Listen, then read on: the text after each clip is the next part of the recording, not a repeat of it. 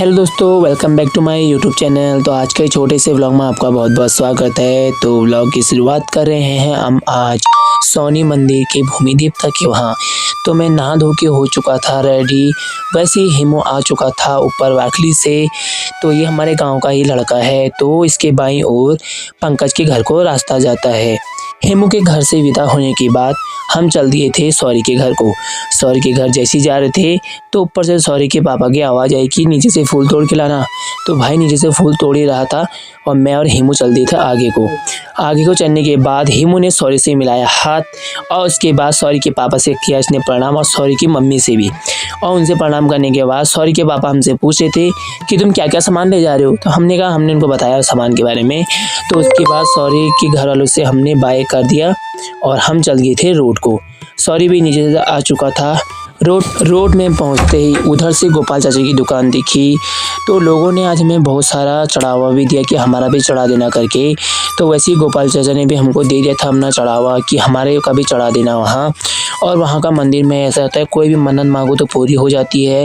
वैसे ही नीचे से मोहित के पापा उमेश मामा भी आ चुके थे। तो हमने सबको प्रणाम किया क्योंकि हम हल्द्वानी से आए थे, तो सबसे प्रणाम भी किया। और उसके बाद मेरा भाई भी चल दिया था हमारे लिए बतासे, रुई और धूप लेने के लिए। और हमें आदि भी मिला, तो आदि अपने बारे में बता रहा था सो बहुत कुछ। तो उसके बाद बातों बातों में हम चल दिए थे सब लोग सोनी भूमि के उधर को। तो रास्ते में हम चलते रहे तो हमको फिर मिले पंडित लोग जो अपने गाय को जंगल को हका रहे थे। ठीक है, हाँ करके उसके बाद हम जैसे आगे को गए तो अब आ जाता है डडुली का गांव जहाँ तिवारी लोग रहते हैं। और उसके बाद हमको मिल जाता है डडुली के गांव में नेपाली लोग। तो हमने इन लोगों से बात की कि आपको इंडिया में कैसा लगता है। तो इन्होंने बोला कि हमको इंडिया में बहुत अच्छा लगता है, लेकिन यहाँ काम बहुत करना पड़ता है और पैसा भी अच्छा है। तो हमने इनसे पूछा कि आपके वहाँ पैसा दुगना हो जाता है। तो उन्होंने कहा नहीं, दुगना तो नहीं होता है, क्योंकि बस 10 का 16 रुपये होता है, ऐसी उदाहरण दिया था। तो हम आगे गए तो हमको हमारे गाँव के उधर पंडित जी लोग मिले, उनसे हमने प्रणाम किया। तो हमसे पूछे थे कि आप कब हल्द्वानी से आए। तो हमने बोला हम कल ही आ रहे हैं। उसके बाद हम इधर को आए तो हमने चढ़ाई स्टार्ट कर ली थी। और वैसे ही नवीन का फ़ोन आ चुका था कि मैं भी आ रहा हूँ। नवीन जैसे ही आया तो उसके बाद उसने पहले अपने हाथ में पट्टी लगाई क्योंकि इसका हाथ थोड़ा सी चोट आई थी। तो हम जो ऊपर पहुँचे तो हम बहुत ऊपर पहुँच चुके थे। और उसके बाद ऊपर से जो व्यू आ रहा था ना, तगड़ा आ रहा था। और हम पूरे जंगल के बीच से जा रहे थे, चढ़ाई बहुत थी। उसके बाद हमने 2 पट्टी पर विश्राम किया। यहाँ से अभी और ज़्यादा है, इसके बाद भी बहुत ज़्यादा है, लेकिन यहाँ हमने थोड़ा सा विश्राम किया। विश्राम करने के बाद हमने सबने फ़ोटो भी खींची। और ये सब लोग आगे चल देते और मैं पीछे से वीडियो बना के ला रहा था। और आगे चलने के बाद इतनी घास फूस हो के ना इधर अभी मतलब पाँव में कांटे भी मतलब लग रहे, कुम्मल भी लग रहे हैं बहुत सारे। तो वैसे हम नाफड़ के गांव के मंदिर में आ गए थे। इधर भी रोड बन चुके हैं, पहले इधर रोड थी नहीं, अब इधर रोड भी आ गई है।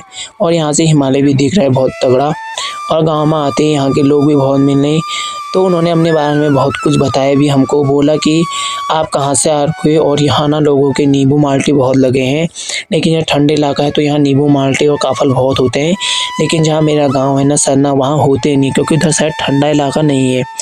लेकिन हम चलते रहे आगे को। और सोनी देवता का मंदिर ना देवलिखित के बाद और उतना ही है जितना हम आ गए हैं। लेकिन घर से हमको 3 घंटे का रास्ता लगता है पूरा ऊपर जाते जाते। लेकिन इतनी थकाई लग गई थी ना, तो ऊपर जा नहीं सकता, ताकत नहीं थी बिल्कुल। और हम बिल्कुल भूखे आए थे घर से। वो लोग तो पीछे थे, लेकिन मैं, हिम्मू और मेरा भाई आगे चल दिए थे। और वहाँ आने के बाद हम देवलिखित के स्कूल में आ गए थे। और यहाँ हमने बहुत सारी एक्सरसाइज की, लेकिन पाँव हमारे बहुत थक चुके थे, इसलिए हमने यहाँ एक्सरसाइज की बहुत सारी। और सब लोग कर रहे थे क्योंकि पाँव बहुत थक चुके थे। तो यहाँ ना सरकार ने बहुत सारी मतलब चीज़ें दे रखी हैं। लेकिन सौरभ भी यहाँ एक्सरसाइज करता, सब लगे थे और मेरा भाई भी लगा था। लेकिन हेमू भी और मैं भी और नवीन ने नहीं किया एक्सरसाइज।